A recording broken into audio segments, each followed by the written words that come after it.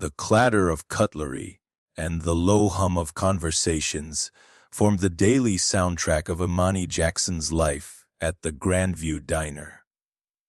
It was a place perpetually in motion, where plates laden with comfort food were whisked from kitchen to table with practiced speed. Imani, a waitress with a smile that reached her kind eyes, moved through the chaos with a quiet grace that often went unnoticed. She was efficient, diligent, and possessed an empathy that rarely got the chance to shine amidst the diner's relentless pace, especially under the watchful eye of her manager, Brenda Hoskins. Brenda was a woman built of sharp angles and sharper pronouncements, her managerial philosophy seemingly centered on the idea that speed trumped substance, and a warm smile was a luxury the diner's bottom line couldn't afford. "Jackson, table 4 needs clearing. Not a therapy session." She'd bark if Imani spent a moment too long ensuring a customer felt truly settled. Imani absorbed these daily paper cuts with resilience, focusing instead on the small, unseen acts of kindness, remembering a regular's coffee order, offering a patient ear to an elderly woman dining alone, ensuring a child got extra sprinkles on their ice cream. These were the moments that fueled her, even if they earned her no accolades. One blustery Tuesday afternoon, the bell above the diner door chimed, announcing the arrival of 2 new customers. One was a man impeccably dressed in a way that spoke of quiet wealth, his features etched with a tiredness that his tailored suit couldn't conceal. This was Alistair Finch. With him was a boy, perhaps 10 or 11, in a modern, lightweight wheelchair. This was his son Leo. Leo's eyes, bright and intelligent, scanned the bustling diner, a flicker of apprehension in them. He communicated with subtle gestures and a sleek electronic tablet clutched in his lap, his silence often leading others to either ignore him or treat him with an awkward, over-the-top solicitousness. Brenda, spotting Alistair's expensive watch and discerning his air of importance, swooped in. "Right this way, sir!" "We have a perfect table for you," she said, her voice several notches higher and more saccharine than usual. Her attempt to direct Leo's wheelchair was clumsy, earning a small, distressed sound from the boy, who flinched from her grasp. Alistair gently intervened, guiding Leo himself to a booth near the window. Imani watched from across the room, a familiar pang in her chest. She'd seen it countless times, good intentions curdled by a lack of understanding. As she served nearby tables, she noticed Leo. A soft, gentle melody, a classical guitar piece, began to play over the diner's sound system. Leo's fingers, resting on the armrest of his chair, started to tap a faint rhythm. His head swayed almost imperceptibly. Alistair watched his son, a profound wistfulness in his gaze. During a rare lull, Imani approached their table, not with the forced brightness Brenda encouraged, but with a genuine, soft smile directed at Leo. "That's a beautiful rhythm you've got there," she said quietly, her eyes meeting his. Leo's tapping faltered for a second, surprised, then resumed, a little stronger. He looked at her, then at his tablet, quickly typing a message. "I like guitars." "Me too," Imani replied, her voice warm. "It sounds like a dance, doesn't it?" She mirrored his tapping on the edge of the table. Leo's eyes lit up. He gestured with his hand, a small, swirling motion. Imani understood. "Would you like to lead?" Leo nodded eagerly. Alistair watched, stunned into silence, as Imani, with an instinctive understanding, gently took the handles of Leo's wheelchair. She didn't push or pull. Instead, she let Leo's subtle shifts in weight and the direction of his gaze guide their movement. He'd lean slightly, tap his hand to indicate a turn, and Imani would follow, humming softly with the music. They made a small, graceful circle by their table, a tiny, improvised dance step. For those few moments, Leo wasn't just a boy in a wheelchair. He was a conductor, a leader, his face alight with a joy Alistair hadn't seen in public for years. When their little dance concluded, Leo beamed, typing a quick thank you with a happy flourish. Imani simply smiled. "Thank you, Leo. That was the best dance I've had all day." Alistair Finch, a man accustomed to commanding boardrooms and navigating billion-dollar deals, found himself speechless, a lump forming in his throat.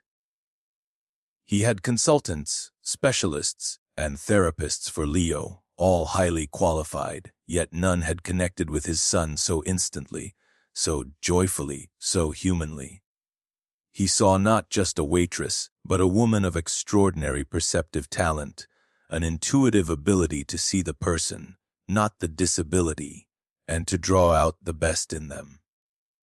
In that simple, unseen rhythm, Alistair Finch saw a spark of something powerful. For the remainder of their meal, Alistair Finch observed Imani Jackson with a newfound focus. He noted her unobtrusive efficiency, the way she anticipated needs before they were voiced, the genuine warmth she extended to a harried mother at one table and an elderly gentleman fumbling with his bill at another. It wasn't just about Leo, it was her entire demeanor. She possessed an emotional acuity that was both rare and, in Alistair's experience, incredibly valuable. When it was time to leave, Alistair settled the bill, leaving a tip that made Imani's eyes widen slightly. Tucked beneath it was his simple, understated business card. "Ems. Jackson," he said, his voice low and serious. "I was very impressed by your interaction with my son, with people, in general. I have a proposition I'd like to discuss with you. Would you call me?" Imani, taken aback, simply nodded, clutching the card. "Yes, sir, of course." As Alistair and a still beaming Leo departed, Brenda Hoskins materialized by Imani's side. Well, Jackson," she said, a smirk playing on her lips. "Looks like you really know how to charm the rich ones. What did he want, your number?" Imani ignored the jibe, her mind racing. A proposition? From a man like that? Later that evening, in the quiet of her small apartment, she stared at the card. Alistair Finch, CEO, Finch Enterprises. A quick search online revealed the magnitude of his position, a titan of industry. Head of a sprawling multinational corporation. Apprehension warred with a flicker of excitement. Summoning her courage, she dialed the number. Alistair Finch answered on the second ring. "Ms. Jackson, thank you for calling," he said, his tone professional yet warm. He didn't waste time. "What I saw in the diner today wasn't just kindness, though it was certainly that. It was an exceptional level of emotional intelligence, an ability to connect and empower. My son, Leo, you understood him in minutes in a way that many people never do." He continued, "Finch Enterprises is a large organization, Ms. Jackson. And like many large organizations, we have our challenges. I believe the skills you possess, that genuine empathy, that intuitive understanding of human dynamics, are sorely lacking in certain areas of my company, particularly in how we engage with our employees and how we approach community initiatives." Imani listened, her heart pounding. "I want to offer you a position," Alistair stated. "Not just a job, but a significant role. I'm launching a new initiative focused on improving company culture, accessibility, and genuine employee engagement. I want you to be a part of it, to help lead a pilot program in a department that's struggling." It would be a challenge, certainly a world away from the Grandview diner. A silence hung for a moment. Imani thought of the daily grind, Brenda's dismissiveness, the feeling of her potential being capped.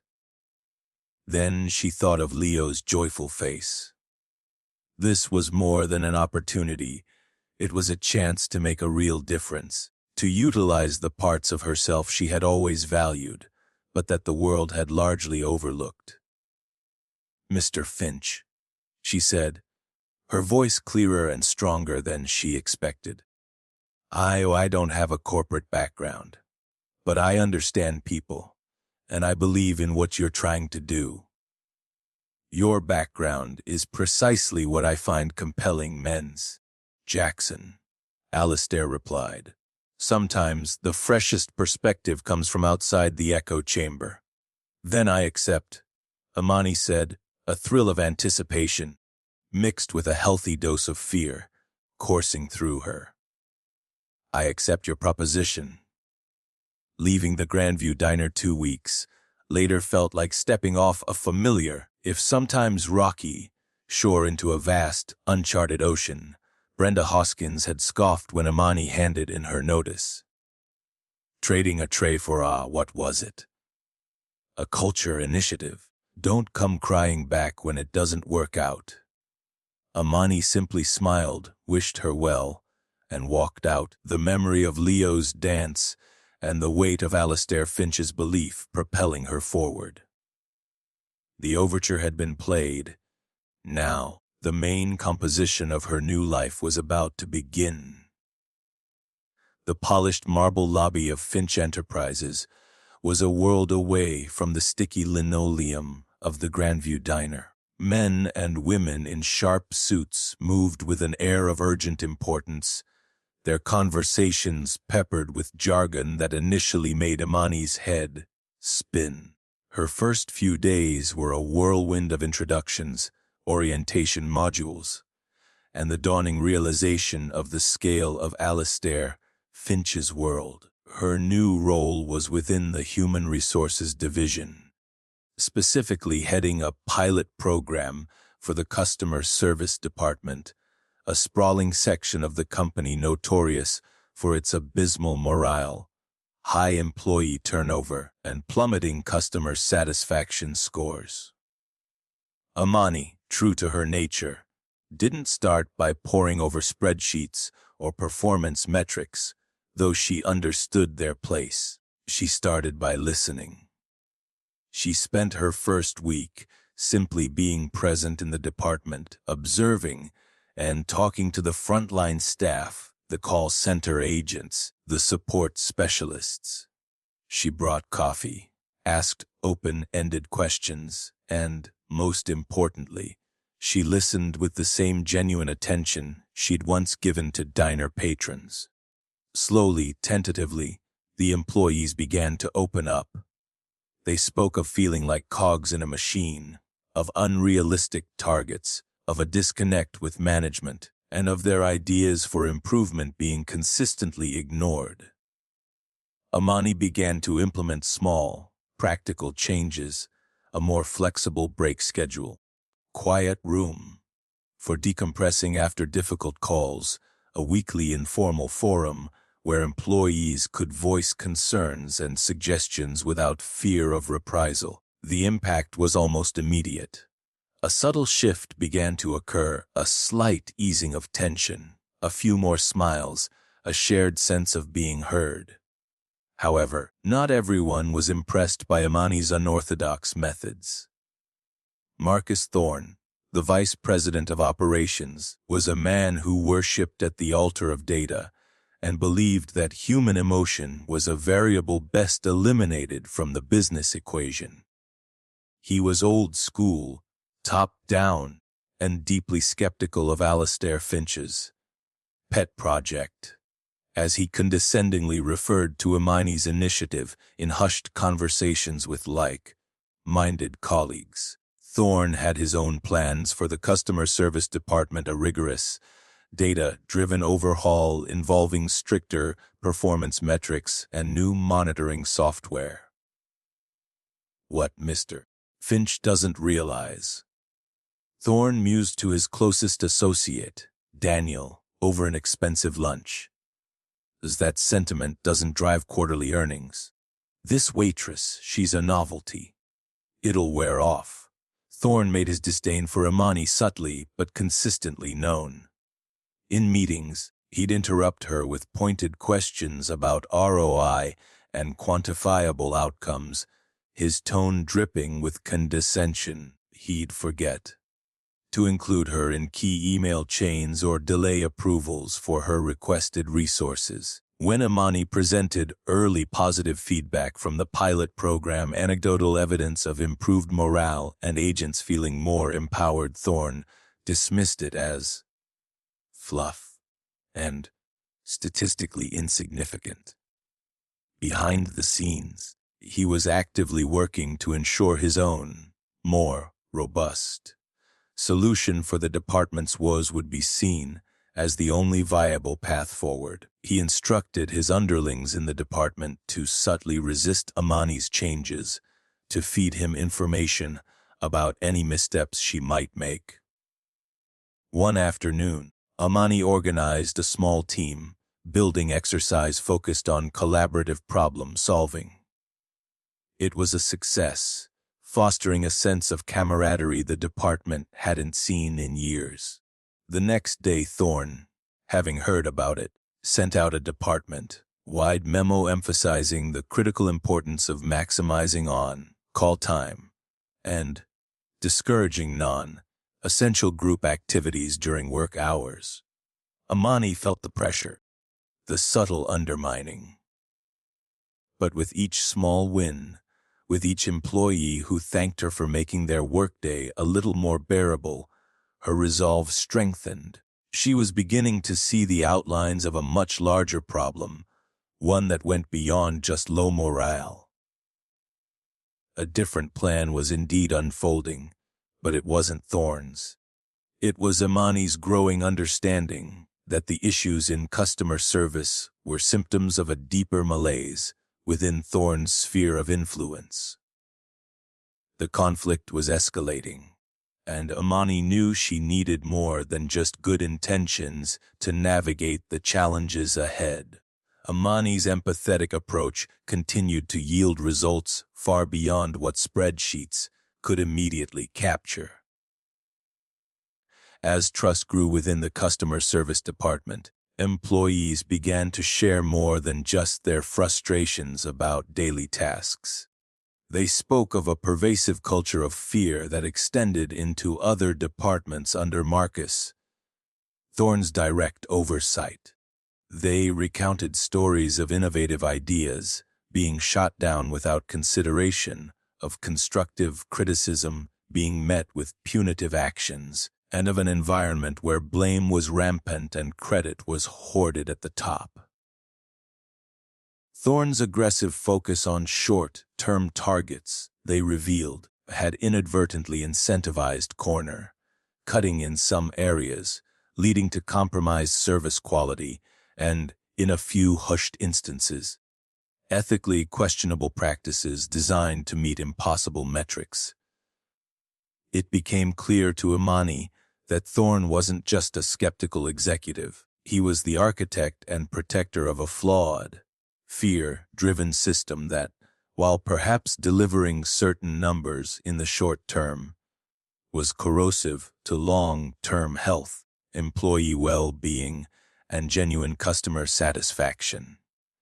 His resistance to her initiative wasn't just about methodology. It was about preserving his authority and concealing the cracks in his operational empire. Imani knew she couldn't confront Thorne with vague feelings or anecdotal evidence alone, especially given his preference for hard data. So, she began to meticulously document her findings. She collected anonymous testimonials, ensuring confidentiality.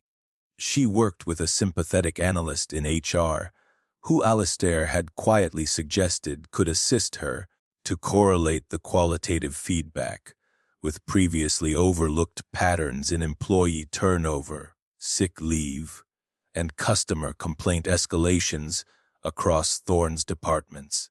The data began to paint a stark picture, validating the stories she was hearing. It showed that departments under Thorne's direct command had significantly higher attrition rates and lower engagement scores than other parts of Finch enterprises, even those facing similar external pressures.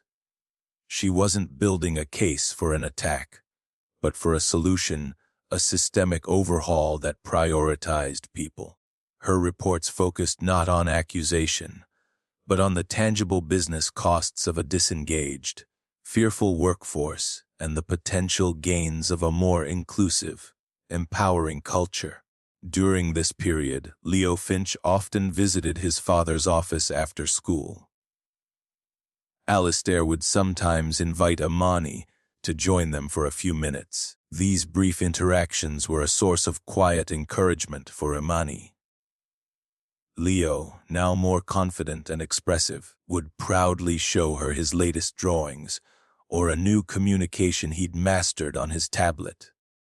His unreserved warmth and Alistair's continued, quiet faith in her were potent reminders of why she'd embarked on this challenging path. Alistair, perceptive as ever, sensed Thorne's increasing resistance and the depth of what Imani was uncovering. Without making a grand show of it, he ensured she had the necessary access, resources, and, crucially, the autonomy to pursue her investigation. Sometimes Imani, he told her one afternoon, after Leo had animatedly told her a story using his tablet, the most important truths are the ones people are too afraid to speak. Keep listening. Imani also started to find allies. Middle managers in other departments, who had long felt stifled by Thorne's rigid approach, saw a glimmer of hope in Imani's initiative. They began to discreetly share their own experiences and data, further enriching her understanding of the systemic issues. What had started as a pilot program in one troubled department was now unveiling a pathway to a more profound, organization-wide transformation. The harmony she was trying to create was no longer just a melody in a single room, but a potential symphony that could resonate throughout Finch enterprises. The evidence was mounting, and the time for it to be heard was drawing near. Alistair Finch called a high-stakes senior leadership meeting.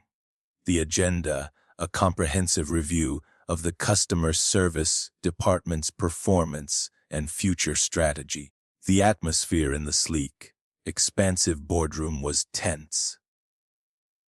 Marcus Thorne, immaculate in his power suit, sat near the head of the table, an air of confident control about him. He was ready. Thorne presented first. His slides were dense with charts, graphs, and complex data projections. He spoke of efficiency gains, optimized workflows, and new algorithmic models that would, he claimed, revolutionize customer interaction and slash operational costs. His proposed solution was a testament to his belief in purely metrics-driven management, impersonal and rigidly structured.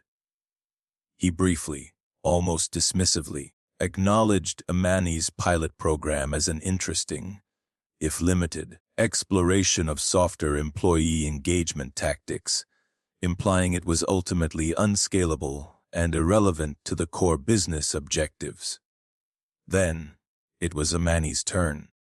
She walked to the podium, not with the polished swagger of a seasoned executive, but with a quiet confidence that drew the room's attention. Her presentation began not with numbers, but with a story, a carefully anonymized account of a dedicated employee who had nearly quit due to the oppressive atmosphere Thorne had fostered.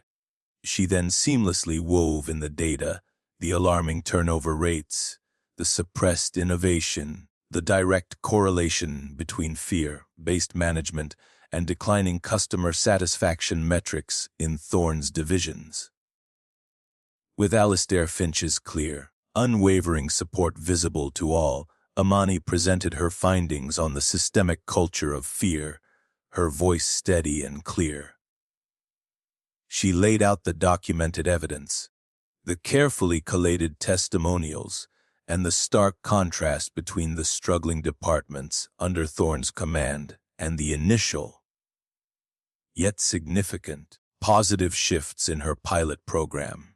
She didn't just criticize, she offered a constructive, alternative vision, a framework for an inclusive, engaged, and empathetic workplace culture, arguing persuasively that such an environment wasn't just nice to have, but was a fundamental driver of innovation, productivity, and long-term success. Thorne attempted to interject, to discredit her findings as anecdotal, to dismiss her as unqualified. "This is hardly a rigorous analysis," he blustered, his composure starting to fray. "We're talking about a multi-million-dollar operation, not a group therapy session." But Imani stood her ground respectfully. "Mr. Thorne," she said calmly, "the data shows that the lack of psychological safety in these departments is costing this company significantly in talent, in reputation, and in customer loyalty. My pilot program simply demonstrated that when people feel valued and heard, they perform better and contribute more. These are not mutually exclusive concepts." This time, Thorne's objections found little purchase.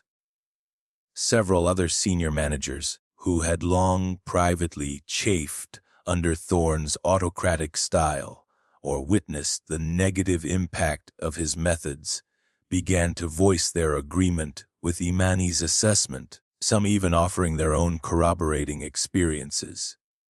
The tide in the room had turned. Alistair Finch listened intently, his expression unreadable until Imani concluded. Then he spoke, his voice carrying the quiet authority that commanded empires. "Marcus," he said, his gaze fixed on the now visibly flustered VP. "The numbers you presented show one side of the story.